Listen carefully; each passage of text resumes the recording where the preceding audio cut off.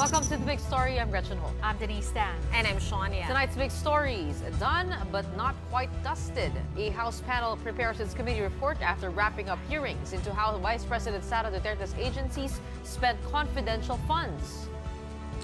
More names came out of the Committee on Good Government's hearing as recipients of OVP and DepEd's secret budget.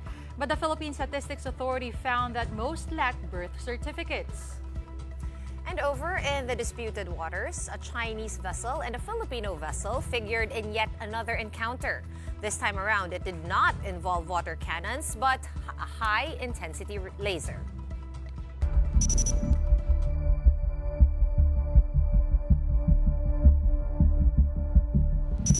Our top story for this Monday, it's a wrap for the Committee on Good Government and Public Accountability. After 8 hearings, the panel is terminating its inquiry into the confidential funds of the Office of the Vice President and the Department of Education. Even on the last day of the investigation, lawmakers found more irregularities in the receipts of the OVP and DepEd. Both agencies, of course, were at one point under the leadership of VP Sara Duterte.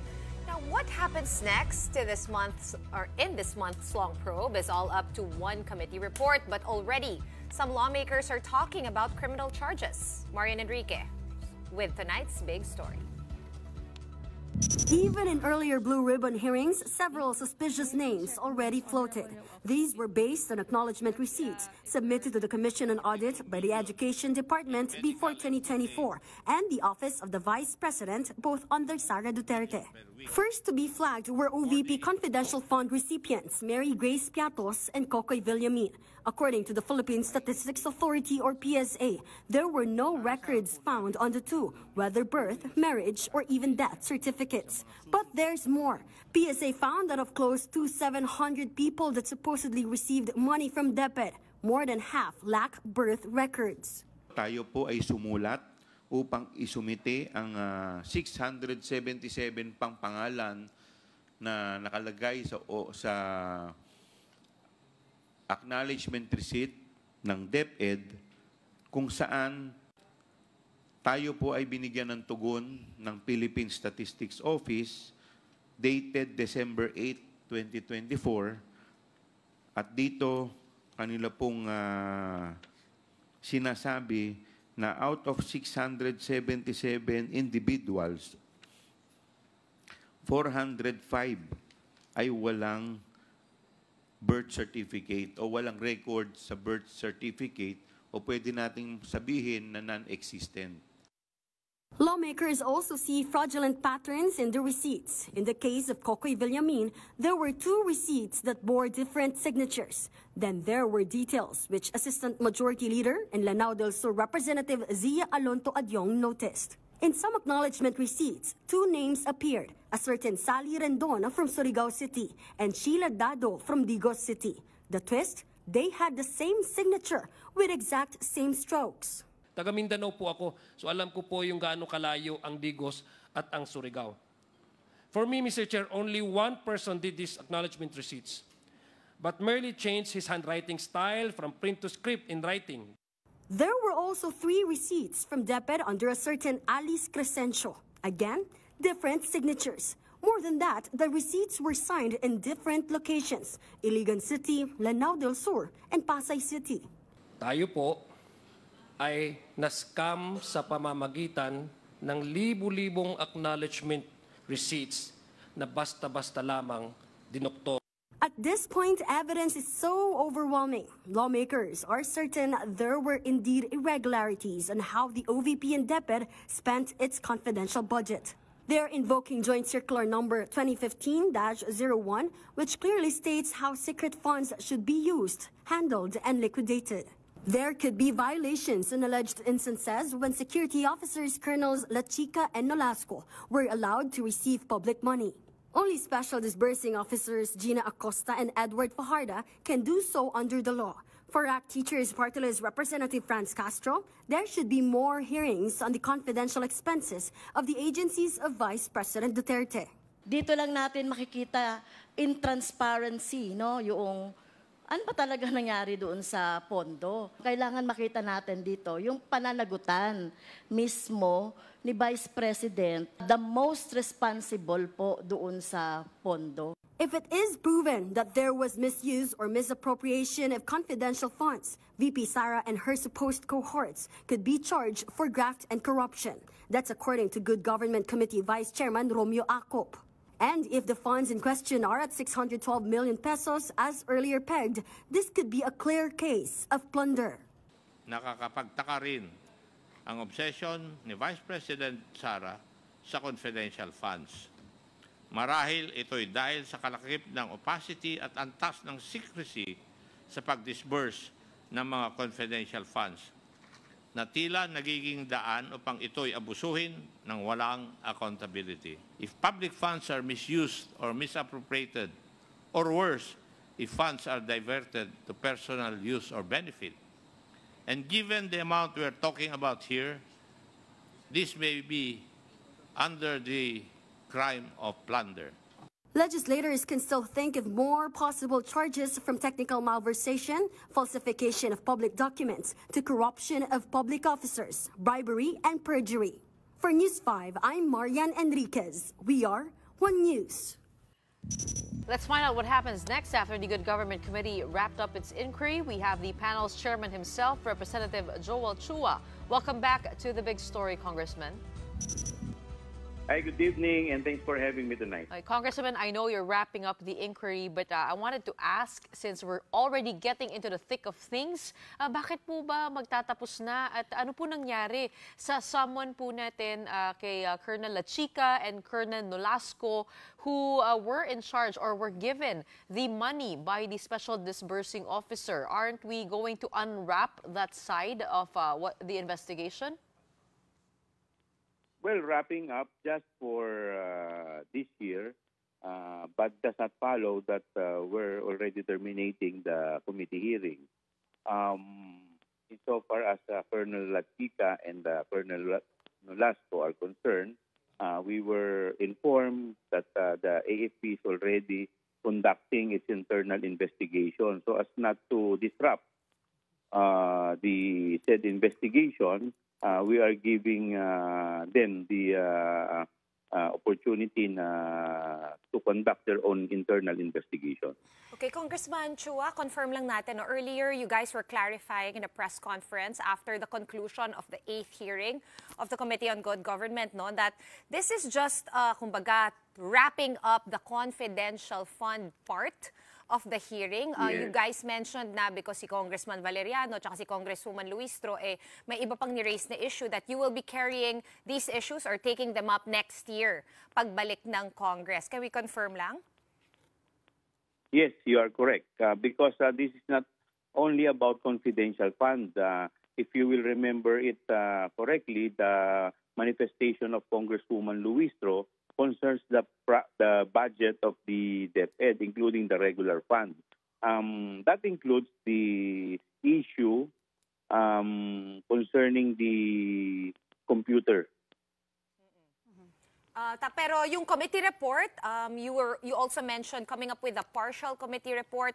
We understand that has, of course, just to do with the confidential funds and all the findings from this committee hearing so far. Kailan po namin maaasahan itong partial committee report on the issue of confidential funds? Well, kasi katatanggap lang namin nitong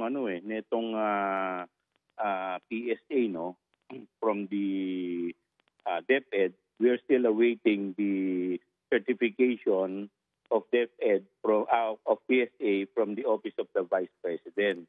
So hopefully we will be able to get it as soon as possible. So magiging part po yan ng aming partial committee report.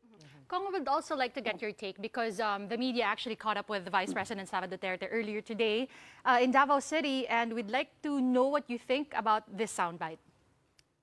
It's a welcome relief sa mga personnel ng Office of the Vice President and sa mga former personnel ng Department of Education na natapos na yung hearing kasi noon kada linggo sila nababalisa, anxious, parang tormented.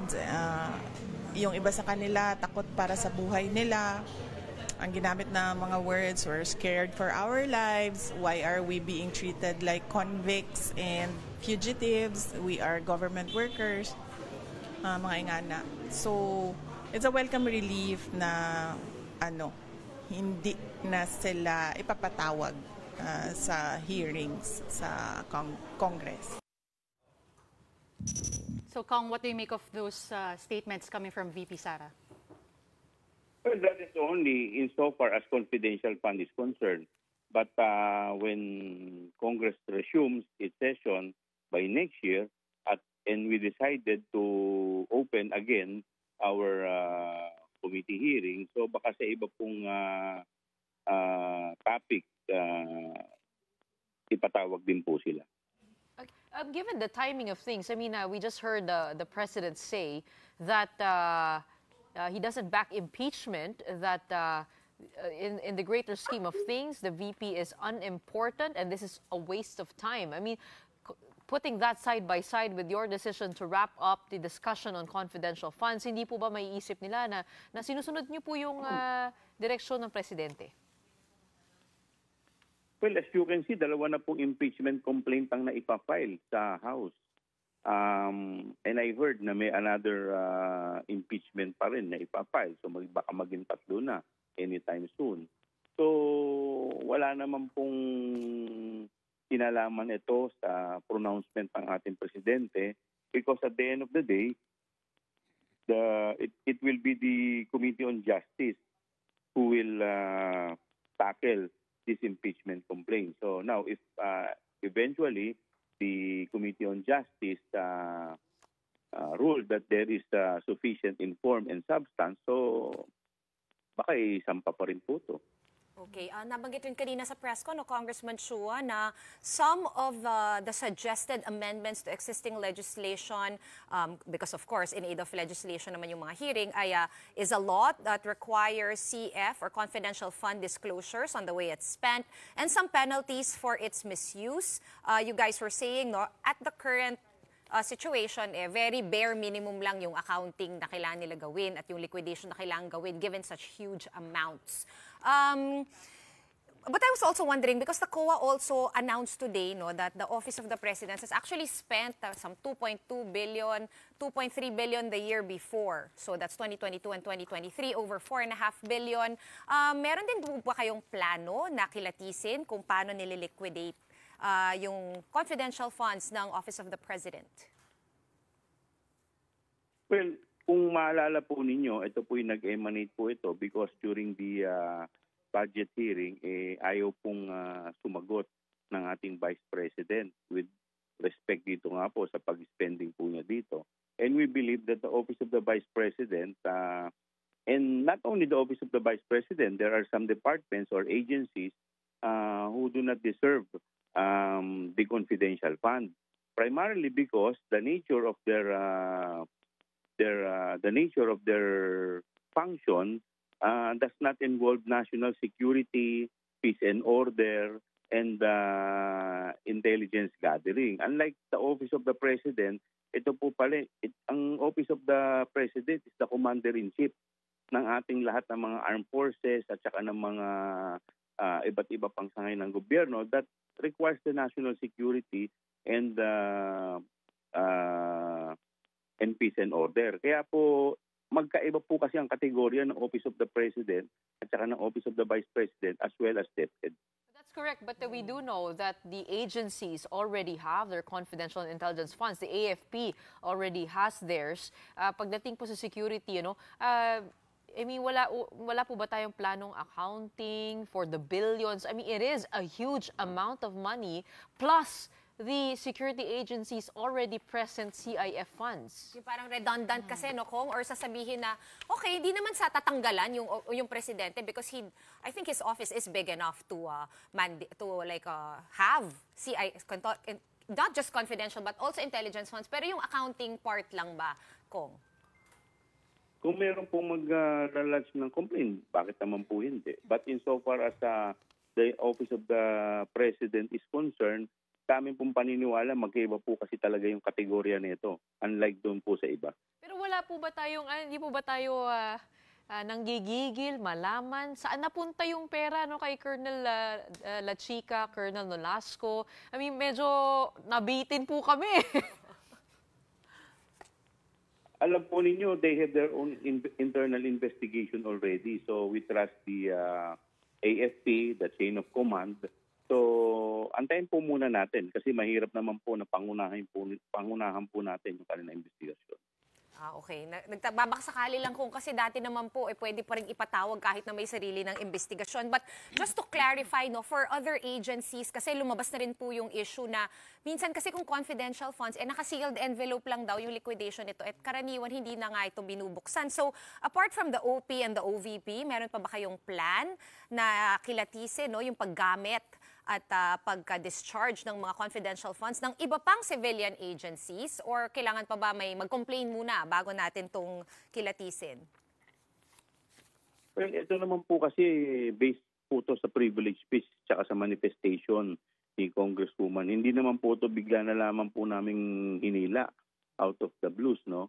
So this is based on the privilege speech, and kung maalala po ninyo, during the committee hearing, Congresswoman Franz Castro requested the Committee on Audit, the Commission on Audit, for a copy of the Audit Observation Memo or the Notice of Disallowance of the Office of the Vice President.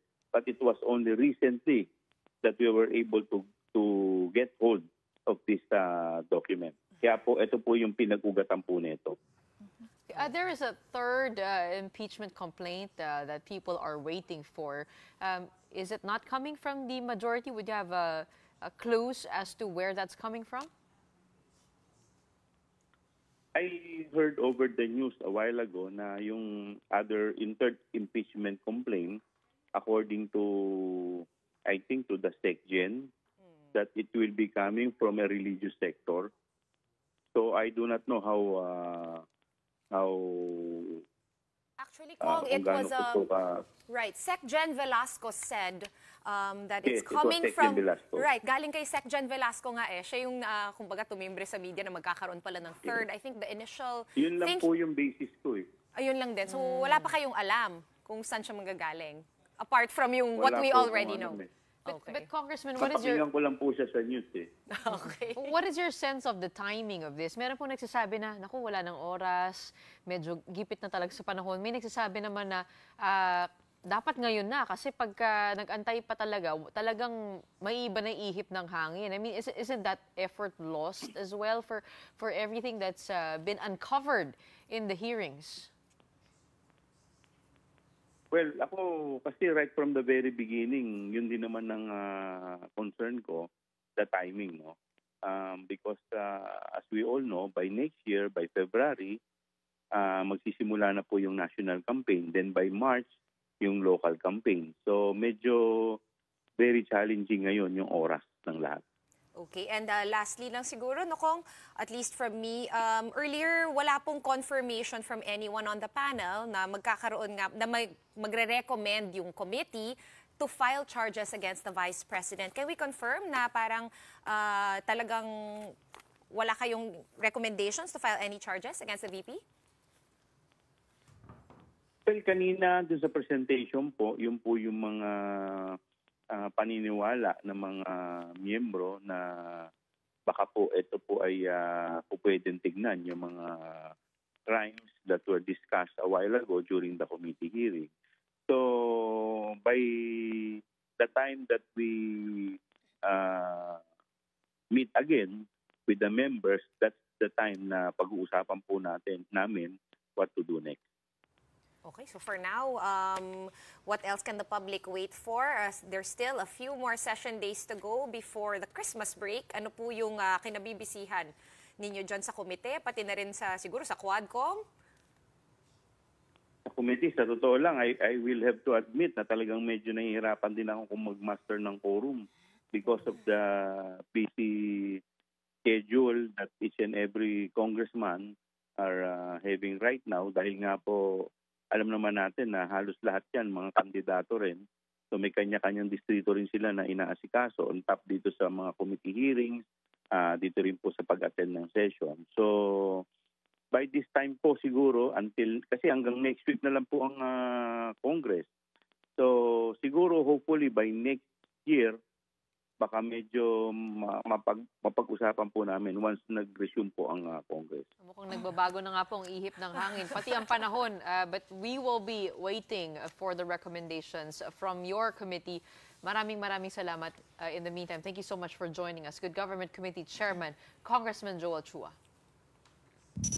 All right, up next, are there more fictitious names listed as recipients of confidential funds from the Office of the Vice President and DepEd? We'll ask the Philippine Statistics Authority when we return. Keep it here on One News.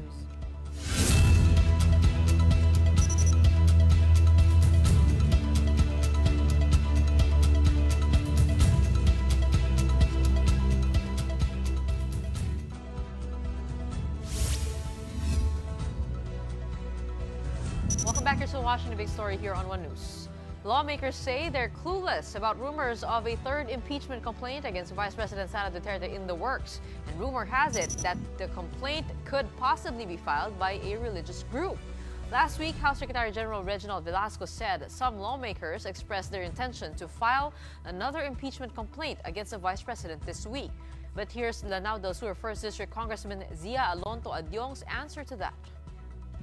Well, let's see. Kasi I personally do not want to preempt. I haven't read the complaint, and I have to discuss this, and I will definitely should be invited. Will attend the Committee on Justice. So let's see what are the merits, the case, what are the evidences presented. As of last update, Sec. Gen Velasco still has not transmitted the first two impeachment complaints to House Speaker Martin Romualdez because they're still waiting for the legal department's comments and recommendations. Per House rules, once received by the House Secretary General, the impeachment complaint has to be immediately referred to the Speaker, who should then include the complaint in the order of business, after which the complaint should reach the Justice Committee within 3 days. We have to face reality. By next year, come February, national campaign na. By March, local campaign. Kami nga ngayon, nahihirapan ako mag-master ng quorum. Right from the very beginning naman, I am consistent naman na kung merong ground, meron naman talaga. But ang concern ko talaga is yung time element, di ba? And speaking of public funds, over 400 out of the 677 individuals listed as alleged beneficiaries of confidential funds from both the Office of the Vice President and the Department of Education under Vice President Sara Duterte appear to have no civil registry records with the Philippine Statistics Authority. Citing PSA data, House Good Government Committee Chairman Joel Chua said that these 405 people have no records of live birth and thus could be deemed non-existent. Aside from Mary Grace Piatos and Kokoy Villamin, there were also names like Milky Sequia and Alice Crescencio, all of whom the PSA said have no civil registry records. Let's delve deeper with Marisa Grande. She is a Assistant National Statistician from the PSA. Magandang gabi po sa inyo. Good evening. Good evening, everyone. Okay, Ms. Marisa, can you tell us all the things that you've uncovered with the PSA? Ano po yung mga natuklasan po natin dun sa 600 names? 400 po, I believe, wala po sa datos. Tama po kayo, Ms. Gretchen. 405 out of the 677 list of individuals na pina-verify ng ating pong House of Representatives ay nagresulta po sa negative verification, which means wala po kaming record ng birth, marriage, or death records in the PSA database. Okay. How about the 200 other names? Well, based on the verification po, meron po tayong match na with existing record, either one or multiple names. As some of these also are considered as possible na mga common names po. Kaya We need additional data to confirm, para ma-confirm po talaga natin and conclusive the existence of records sa ating pong database. Kaya ang tanong daw, sorry Denise, no, ang tanong daw Marisa is, are you expecting to get any extra information para makatulong sa inyong search? Or umaasa pa ba tayo or hindi na masyado? Na makakuha tayo As na it extra? appears, wala po silang may bigay na ibang datos kundi listahan based doon sa nag-assign doon sa acknowledgement receipt. So, but what I'm saying is that based on our records doon sa mga pangalan, on the limited information that were provided, only 405 resulted to negative verification po. Ms. Marisa, can you talk us through the process of confirming all of these names, lalo na ngayon, 600 plus names po yung ibinigay sa inyo? Well, yung datos po kasi natin, meron po tayong mga parameters, minimum requirements, which is yung pangalan nga. If we can search further, we have other information needed such as date of birth, place of birth, or pangalan ng parents. But since wala nga po tayong additional information, we base our verification on the name that was provided sa atin po. And we therefore confirm na 405 ay negative sa aming pong record, which means wala pong nag-exist na birth record sa PSA po. And there could be other possibilities na pwede po silang walang birth certificate or need other further documents to confirm kung sila po ba ay talaga nag-exist. Miss Marisa, curious po ako, pasensya na. Pero meron po bang may last name na Piatos Kasi sa Pilipinas? May mga nagsasabi na meron po pero isa lang yung T. Meron ba? Well, based doon kay Mary Grace Piatos ay nag-negative po yung ating resulta doon sa So wala, zero. Piatos na double T. But Okay. we have existing record for Piatos with a single T. So that kind of matches with what Deputy Chief of Staff ni VP si Lemuel Ortonio sinabi niya, meron akong kilalang Piatos pero single T. Sinabi rin ni Gina Acosta noon na meron daw siyang kilalang Piatos, hindi lang niya sure kung Mary Grace yung pangalan. Maka-typo. So, Hindi okay. ba pwedeng But ganun? there kasi is no, we're asking there's Miss no Marisa. record Oo. Sige, carry on. pertaining to Mary Grace Piatos na even the single T. Negative din po yan sa amin. Pero mayroong mga tao na Piatos. So kumbaga meron talagang last name na Piatos, single T. Kasi meron pong Yes concerned po. citizen po nag-message, nagko-comment po sa live stream nila Denise. Oo. Kaya kailangan namin itanong sa inyo, meron ba talaga Meron mga... daw, ang So sabi, meron. madami daw yung surname na yon sa Davao. Pero single T. Pero single Sa T. Davao? Oo, sa Davao. Oo, yun ang sabi ng netizen na nag-comment. Ano? Isa pang clarification, no, Miss Marisa, itong 677 names, sa isang office lang ba ito or combined na ito sa OVP pati sa DepEd? I think the first list that was provided po ay sa DepEd. There's a second submitted list, ongoing verification po. Hindi po ba maaaring nickname ang inilagay? Kaya hindi po nagmamatch? Usually po yung list na binigay nila consists of the, I assume, the first and the last name po. So dapat official records Pero po yan, yun nga ano? hindi naman malalaman na nung PSA kung sinabmit yung name, diba, Miss Marisa? Kung sinabmit ko alias, talagang baka hindi nyo na talaga mahanap or baka sakali pang may ibang mabintangan dahil magkapareho sila ng name. Tama po ba?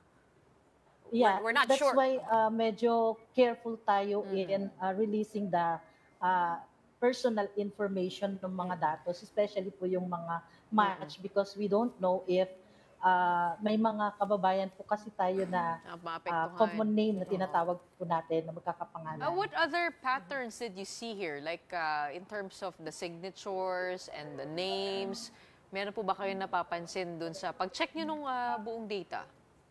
Well, what was submitted to PSA is only the list of the names. So wala po kaming datos ng specimen signature, and maybe we can refer it to the authorities to conduct further investigation on the specimen signature. Parang sa NBI nga po yata yun, no, yung mga signature analysis at handwriting analysis nila. Pero Miss Marisa, kumbaga, sa inyo sa PSA, may other trends pa ba kayo or patterns na uncover? Or wala? Talagang it's just literally a list of names, tapos i-check nyo lang? It's a list of names and it's a large number. So talagang iniisa-isa namin thoroughly yung verification. And that's what we're doing. We're just relying on the limited information. So what we're saying to the public is that based on the names that were provided, ito po yung result ng aming verification. Ma'am, sa inyo pong karanasan, does the cross-checking often happen with the records of COA? Or is it the first time that you're doing this? I cannot recall specific cases, but there might be kasi marami po tayong mga different government agencies that conduct verification not only on auditing, like for example sa BIR, meron po tayong mga verifications na ginagawa. Miss Marisa, yung speaking of cases, may mga nagsasabi na posible daw po ba na kaparehas ito dun sa case ni former Banbantarlac Mayor Alice Go na ang kinailangan lang ay late birth registration? Well, we cannot say that based kasi nga po limited po yung mga information that were provided to the PSA. But if additional information can be submitted, then we will investigate. Okay, last question na lang, Ms. Maris. Nabanggit nyo under verification pa yung isa pang listahan at yun nga yung inaabangan, pati nung House Committee.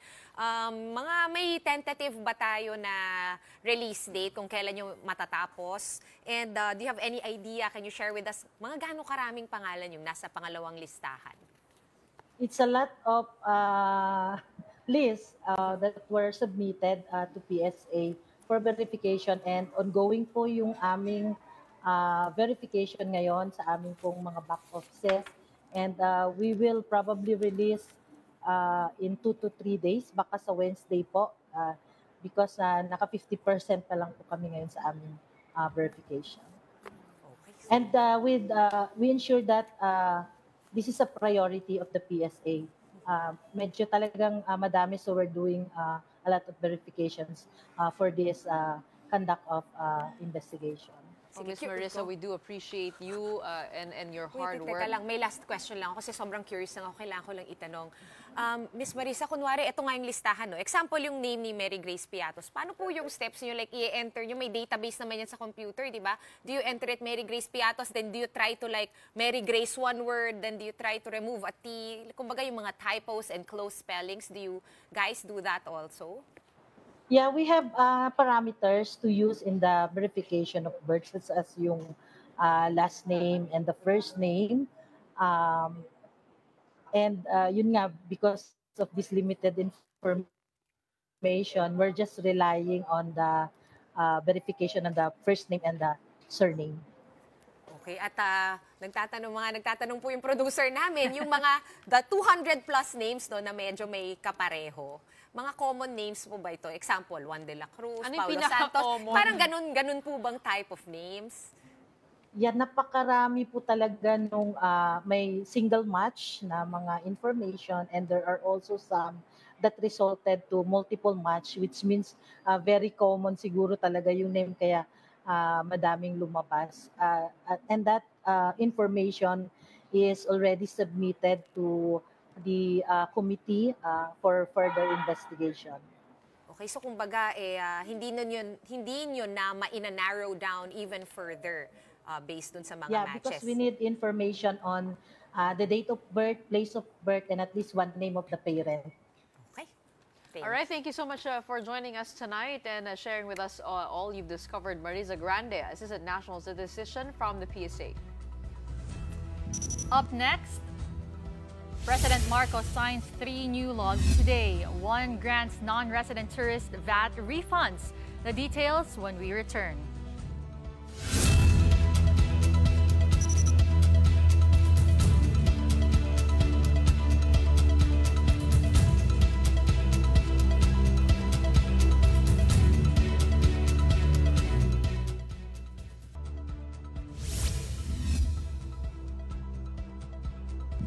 Welcome back. You're still watching The Big Story here on One News. The tensions in the West Philippine Sea continue to escalate as China intensifies its actions. Apart from using water cannons against Philippine vessels, Chinese vessels have also deployed the use of lasers and have targeted 2 ships of the Bureau of Fisheries and Aquatic Resources, or BFAR, last December too.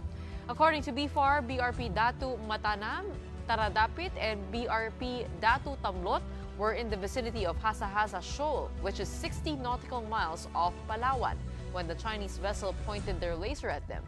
The Chinese ship used the laser at least 6 times and lasted for about 5 minutes.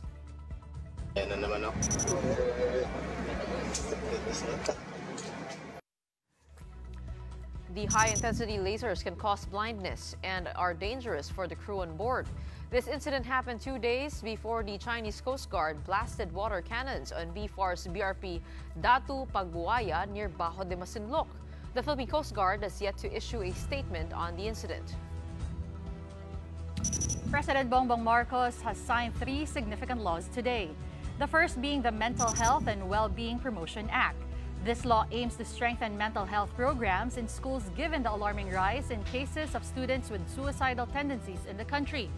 According to DepEd, there was a significant jump in mental health cases from 250 in 2023 to 1,500 this year. This law aims to bridge that gap by embedding mental health services directly into our schools, our nation's first line of defense against mental health issues. PBBM has also signed the VAT refund law. The law allows non-resident tourists to claim a VAT refund for purchases of at least 3,000 pesos worth of local goods from accredited retail outlets. We anticipate an increase in tourist spending, considering that this will elevate the value proposition of Philippine tourism, as we can now add a very attractive shopping component to tourism in the country. The last law signed today was Republic Act 12078, or the amendment of the Agricultural Tariffication Act. The Rice Comprehensive Enhancement Fund, or RCEF, only spans 6 years. Now, through this amendment, the program will extend until 2031 and funds will increase to 30 billion pesos per year compared to the original 10 billion pesos. We were just talking about last week how the president always signs bills into law in 2s. And this week, he outdid us. Tatlo. Oo nga.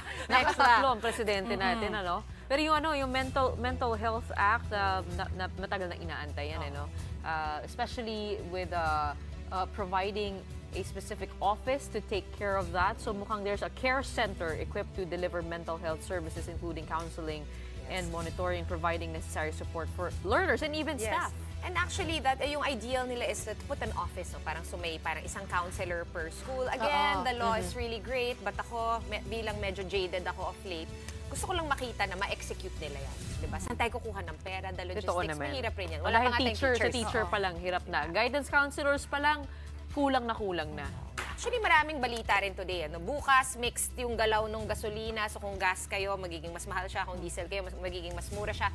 Pero meron isa pa nangyari, guys. And that's our big picture for tonight. Mount Canlaon sa Negros Island. The volcano had another explosive eruption at past 3 o'clock this afternoon, sending out thick ash plumes and pyroclastic flows down its slopes. This is Mount Canlaon's second explosive eruption this year alone, following the June 3 episode that affected residents of 18 villages across Negros Occidental. The Social Welfare Department has activated its response clusters to aid victims of the eruption. Okay, ayan na. 2 times na sumabog si Mount Canlaon. I don't know if it's trying to send us a message. Tsaka level 3 na kagad. Oo. Pangalawa na rin kasi in like about 6-5 months. And actually, yung isa naming kasamahan sa house, malapit siya sa Mount Canlaon. Sabi nung family niya, nung kids niya sa kanya, is narinig daw nila yung eruption, yung kalabog. At least walang nasaktan as of what we know today, so far. Including yung sa Taal, recently magkasunod yun. We hope it stays that way. And praying, of course, for everybody na might be affected by that kay ashfall man or yung takot na nararanasan mo. Diba? Hirap rin kasi matulog na, diba? May sumasabog na bulkan na naririnig mo nearby. Okay. On that note, ilang araw na lang ba bago magpasko? Ako, napakalapit na. 15 na lang, 2 linggo na lang. Pinila mo? Oo, hindi nakita ko. Gusto ko nang sabihin, kanina nung nagde-drive ako papunta sa work, parang wala masyadong sasakyan. Baka nasa party na. Alam mo, hula ko. Kanina sabi ko, dahil tinatamad na ba mga tao pumasok dahil Monday? Pero na-realize ko, kahapon pala was the Feast of Immaculate Conception. And actually, it's probably a holiday today. That was separated pala from December 8th kasi Advent Sunday today. And then today is the official celebration of that. It's an official solemnity. Although walang official cancellation, di ba? Pero parang tayo, Gretch, galing tayo sa Marian School, di ba? Talagang laging walang pasok pagka feast day ng Immaculate. Inusog lang. Inurong lang. Tsaka maraming Christmas party ngayong araw na to. Including ours. Bukas, magbabalik po ang traffic. Abangan po natin. Doon muna kami susunod sa Christmas party namin. Again, thank you for watching. We are One News, all sides, all the time. With a lot to look forward to, especially this week with celebrations and all. Kasama na dyan yung MVP Christmas special. That will be happening this coming Thursday. And we will be airing that also. Especially our year-enders as well are coming up. A lot in store for December.